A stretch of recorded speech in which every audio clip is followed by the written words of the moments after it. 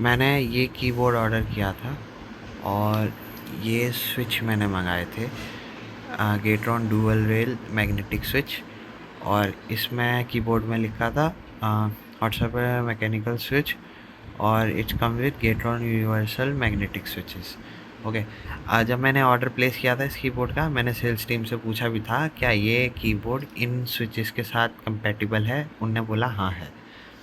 अब सब कुछ आ गया मेरे पास। ये वो स्विच है गेट्रॉन का, और ये स्विच है जो कीबोर्ड के अंदर ऑलरेडी आया था। दोनों ओपन बैक है, ये भी और ये भी सेम। सी दिस, ये और ये, ठीक है। अब ये स्विच मैंने कीबोर्ड में लगा लिया है, पर ये काम नहीं कर रहा है। अगर मैं दिखाऊं वेबसाइट पे, देखो, अगर मैं दिखाऊं तो अगर मैं ये दबाता हूँ ये काम कर रहा है, पर अगर मैं ये दबा रहा हूँ काम नहीं कर रहा है। ये काम कर रहे हैं, ये काम कर रहे हैं, ये स्विच काम नहीं कर रहा है। यही इशू है।